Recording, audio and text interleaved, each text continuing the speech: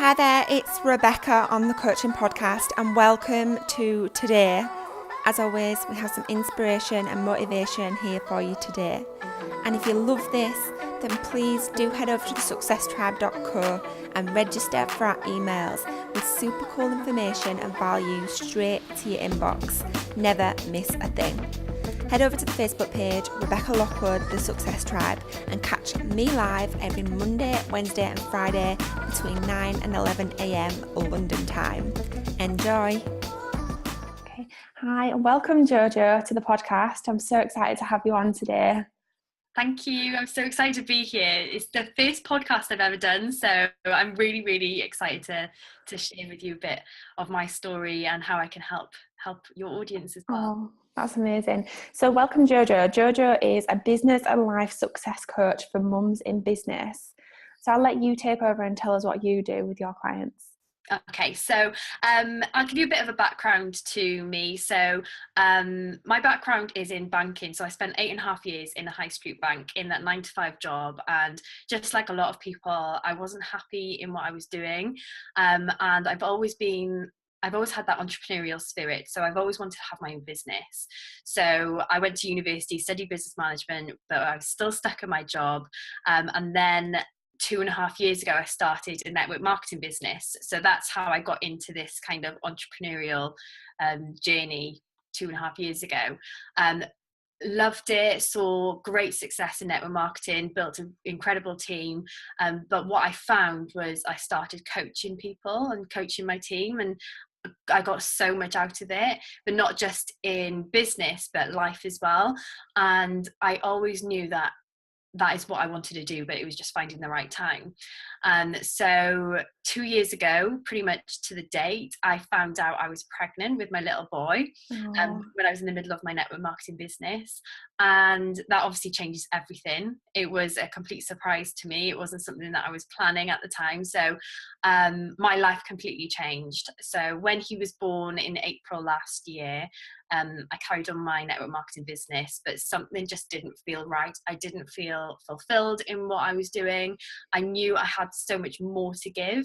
So I went about 8 months being a mum where I was finding myself as well, because I think, a lot of people lose themselves as a mum, finding myself. And the time then just felt right for me to step into this space of becoming a coach to specifically mums in business, because I feel you want to relate to your client as best as you can. And mums, we have different kind of struggles and different things that we go through that other people perhaps don't. So I decided to work with mums in business the beginning of this year. And since then, it's just completely exploded. And I feel so on purpose. I feel so aligned with my mission to help all of these mums, but not just in business, but in their lives as well. And this 7-8 months of my life have been just life-changing. So the clients that I've helped, they've seen it great transformations, and it just gives me that push and that drive to do even more. So that's me in a nutshell. Wow, that sounds amazing. So do you work with your clients one-to-one then in a coaching setting? I've got one-on-one clients. I've recently launched a group program as well, where I've got 10 women working together in like a kind of a mastermind setting. So I do a bit of both. I've got a couple more group programs launching in the next few months. But I'm continually working with one-on-one. I love one-on-one, the one-on-one kind of setting, because it's a lot more personal, a lot more intense, and the results are just different from a group setting that you're helping them through. But I can only work with a certain amount of one-on-one clients at a time. So I only take 5 on at a time, because I'm also a full-time mum to my little boy with little support. So I have to make sure that I stay within my kind of limits as well. Yeah, I know when I had my daughter, so my daughter's 2 now, she was 2 in June, it just shifted. And when you say about kind of getting to know yourself again, I got quite bad postnatal depression, and for a long time I just didn't get it.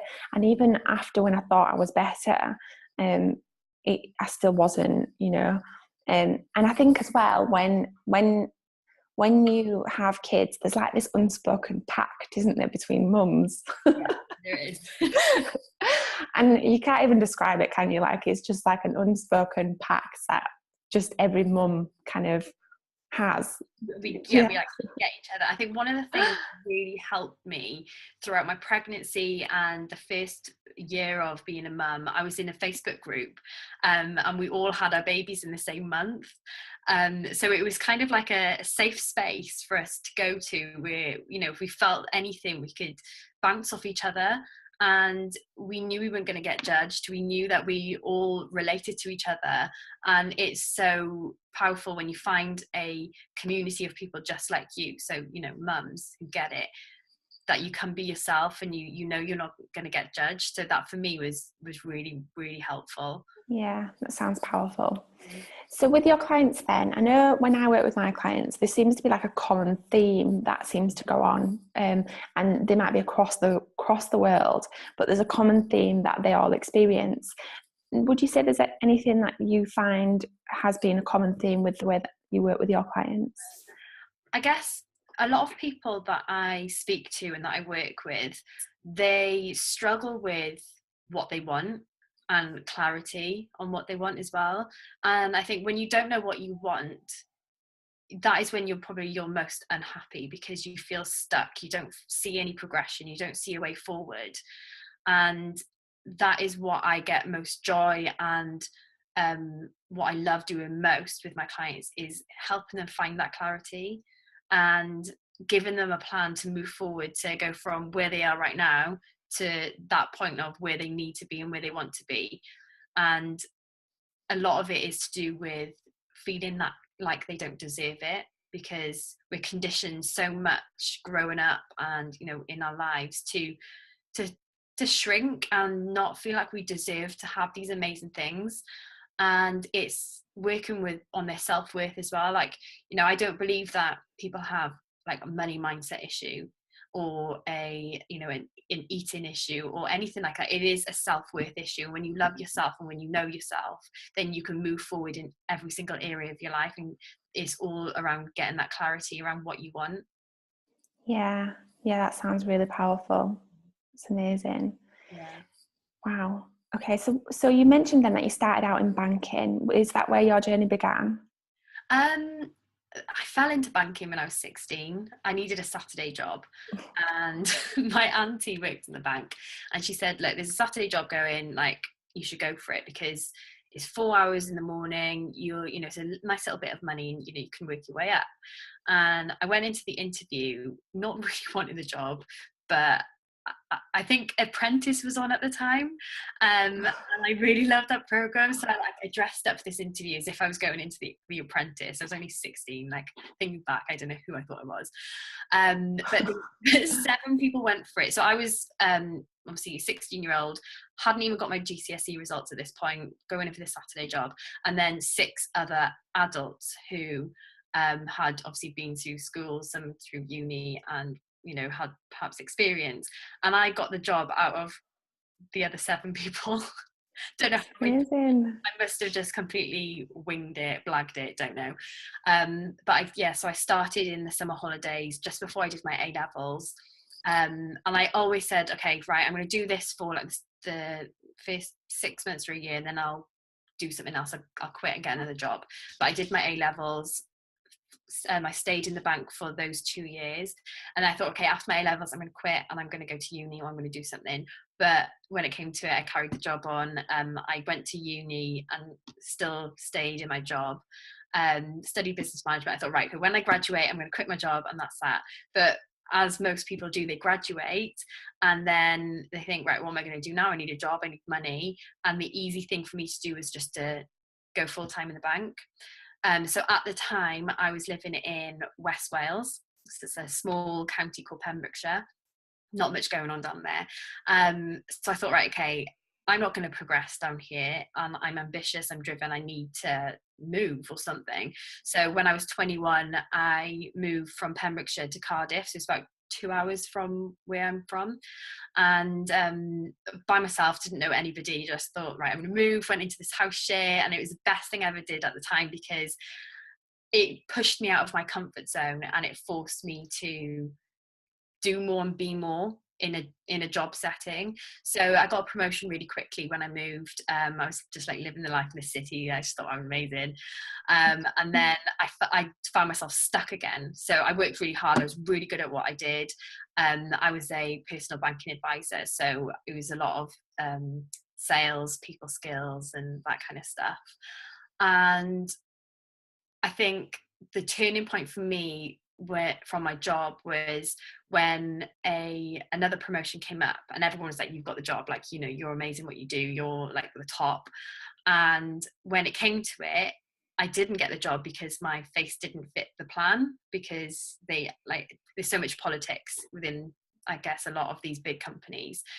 And I thought, you know what, I can't do this anymore. I can't allow someone else tell me how much I'm worth. Like, the pay rise was something like, what was it, like £7,000 a year. So I thought, right, I'm not going to allow someone else tell me how much I'm worth and control what I can and cannot do within my income and within my abilities to perform. So I stopped performing. I just went from like top 3 to like top 20. And I thought, I'm not putting my energy and my time into this anymore. But at that time, I didn't quite know what else I was going to do. So I was just coasting, I guess, in this job. Went through a breakup around that time as well. And then all of a sudden, that's when my network marketing business found me. So whether that was meant to be, I don't know. And that was in the September of 2014. And in the November, I had a car crash. So it wasn't like really bad, but it could have been. So I went for a meal on a Saturday night. I had my 2 sisters in the car, and on the way home, just before we left, I said to my sisters, do you know what, I want to get rid of my car. I want to completely change my life, and like this, I'm just really unhappy. So this is where you've got to be really careful what you wish for, because we've got in the car. God, I've got goosebumps. I know, we went to drive home, and as we were driving home, it was raining. A taxi kind of like stopped really quickly in front of me, and I stopped, and we didn't crash, but I was like, oh my God, like, you know, I could have crashed then, but I didn't. So he drove off and then carried on driving. And then as we were driving, then literally like not even 5 minutes, like 2 minutes after that, a car went into the side of a lorry, which caused a pile-up, which, you know, affected my car. So my car was a complete write-off. Airbags came out the lot. There was an ambulance there, fire engine, police. It seemed a lot more scary at the time than looking back what it actually was. But that was my kind of like wake up to like, right, okay, I just asked for my car to go, and it has. So the law of attraction is so real. This is like, I saw it as a sign to like do something. So that's when I decided I needed to quit my job, and I was not in a financial position to do so, but I just knew that I had to burn my bridges and leave. So within a month of that happening, I handed my notice in. So within 3 months of starting my network marketing business, I quit my job, and I was fully self-employed. And like I said, I didn't have the financial resources at the time to do so, but I knew if I made sacrifices, lived completely to the bone, I could do it. And then in that January, I moved to London from Cardiff, and grew my business in London and replaced my income within like 3 or 4 months. So by taking away the plan B of having my job, I knew I was going to make it work. And I don't advise people to do that. That's how I work. Like, I'm very much like a very committed person. So when I decide to do something, I just go all in, and I knew I had to quit my job by doing that. So yeah, I guess working in the bank had a big influence on me and the skills that I have and who I am today. But when it comes to like being an entrepreneur, not so much, if that makes sense. Yeah. Wow, gosh, that must have been really scary. But yeah, you're right about the law of attraction. Like literally, be careful what you wish for. Yeah. So with your business now then, what would you say has been like the biggest challenge that you've faced? and how have you overcome it? Let me just think. I guess being a full-time mum it is a challenge because things don't always go the way you want it to go. My baby doesn't always sleep, and they might not nap as long as you want them to, or they might want your attention more than one day than the other. So I guess that's been a challenge, but at the same time it's something that I've quite easily worked around because he's the reason why I do this, and I've learned to be present with him in these moments. So even though sometimes it is frustrating, I'm like, oh my God, I've got, an email to write, or I need to speak to that client, or I need to do this, this, and this. He is what's important to me and what matters. So I quickly, switch that. And I guess the other challenge is just learning to be patient.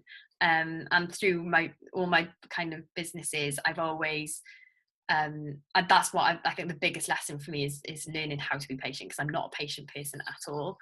And I know that all the seeds that I sow today, I will reap the harvest in months or years down the line. So this is going to be something that I'm going to do for the rest of my life. So it doesn't all have to happen at once and right now.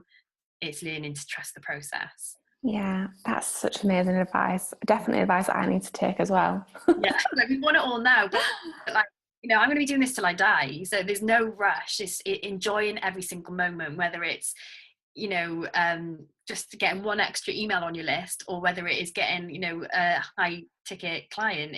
It's all things to celebrate. Yeah, because I'm very much like I decide to do something and I do it like straight away. It needs to be done. Yeah. My husband is the complete opposite, and we bicker a little bit about that. Because he's just starting up his own business, and I'm like, when he starts watching TV, I'm like, what are you doing? I know it's difficult. You need to kind of learn to let them go on their journey. Yeah. I always find myself afterwards going up to him and saying, I'm so sorry, I don't mean to be so controlling, I'm just trying to help. Yeah, I think and especially when you're a coach as well, and you can see how you can help them. Yeah. But what I've learned, you can't coach your friends and your family. No. You can say it in a roundabout way and try and guide them, but if you try and coach them, automatically barriers come up, like, do not tell me what to do. Yeah, ends up in an argument. Yeah. Which is funny as well, because we never had an argument before we had our daughter, which was really funny. Yeah, it changes the dynamic. Yeah. So going back then to, you mentioned a lot around your clients with clarity. What would be like the biggest tip you'd give someone who's struggling with that kind of thing and who really needs to just focus and gain some clarity?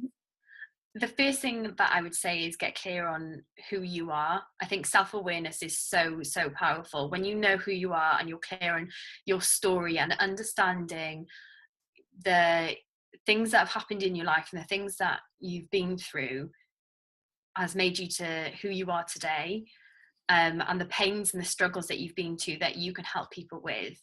I think that is the most powerful thing to gain clarity, because you can only help someone as deep as you've gone yourself. You can, to certain degrees, help them in other ways as well. But I do think self-awareness is just huge, because when you don't know yourself and you struggle with that, then you're in a constant battle with yourself. And if you're in a constant battle with yourself, how can you go out and serve and help other people? So it's continuously working on self-awareness and your story and who you are. Yeah, that's great. So what's your kind of go-to place then when you're feeling like you need some motivation, some inspiration? What do you do? Is there a book that you read or a podcast you listen to? What do I do?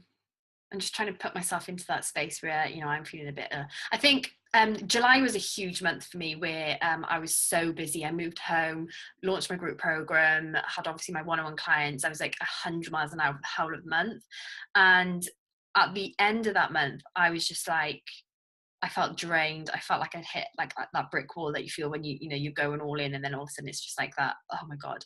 So I think for me it is, when you feel like you need that motivation, is stopping completely, just taking yourself away, taking a step back and taking some time to just reconnect get clarity on your goals again, look at what you want and what you want to achieve, and taking some time out.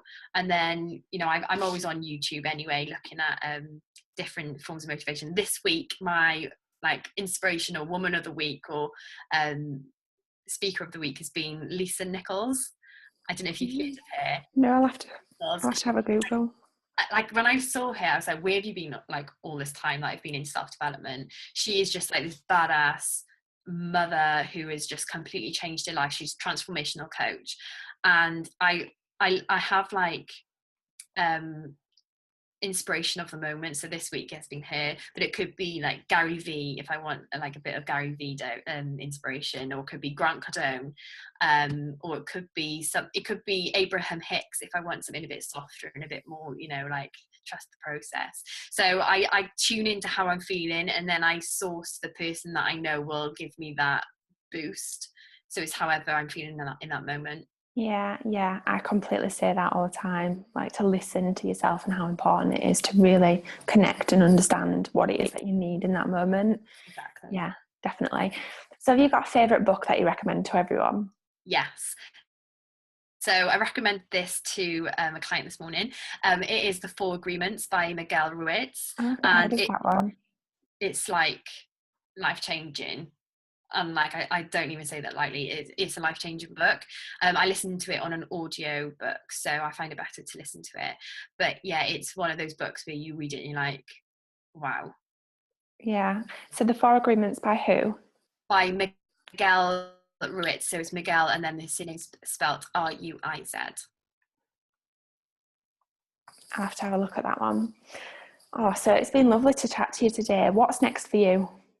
Right, what's next for me? So next month I'm heading out to LA, which I'm so excited about. I've got a 2-day retreat with my coach, and then I'm spending 4 days with Brendan Burchard, who is one of the world's leading high performance coaches. So I'm really excited about that. This year I've got huge goals. My main goal is I want to help 1 million women by the year 2020. So every single thing that I do is moving me closer to that. So this year being my kind of first year in this business, it is just to get the foundations in place and end with a good handful of one-on-one clients, which I know I can say, do you know what, I have changed your life and your family's life, because it's not just about them when they've got children, it's the next generation, and it's the domino effect that it will have on everyone around them. And being featured in Forbes as well as one of the hottest entrepreneurs, female entrepreneurs to look out for in 2018, plus being featured in a book as well, co-authoring a #1 best-selling book. So many exciting things are going on. I'm just not stopping until I die, I think. It's what you to do. So yeah, loads of things going on. Oh, it's so exciting. I'm so excited for it all, and see you grow and see the impacts that you're having. Thank you so much. Oh, so thank you so much for being with us today. Is there anything else that you'd like to add? No, just if you're watching this and you are a mum in business, I'm going to speak to mums in business because that's who I work with. It's not easy and it is hard, and you will find it frustrating and a struggle, but just keep going. You get clear on your vision, get clarity on what you're doing, and the rest will follow. Just do not stop, just keep going. And where can we find you if you want any information about speaking to you more or about working with you? So you can find me, social media is the best place to find me. So I've got my fan page on Facebook, which is JoJo Graham, or my personal Facebook, you can try and add me on that. It's Georgina Graham, which is my real name. I was just explaining to Rebecca, but that's my real name. But yeah, those two are probably the best things, and you can pop me a message and I'll get back to you just as soon as I can. Oh, thank you so much, JoJo. Thank you, Rebecca. As always, this is Rebecca on the Coaching Podcast, and I want you to think about how can you be the best version of yourself today. You are the only person you need to be in competition with. And remember, the time is now. Yes, you can. Have an amazing day. I love you all, and I hope to see you live with me over on the Facebook page every Monday, Wednesday and Friday between 9 and 11 a.m. London time. Enjoy the rest of your day.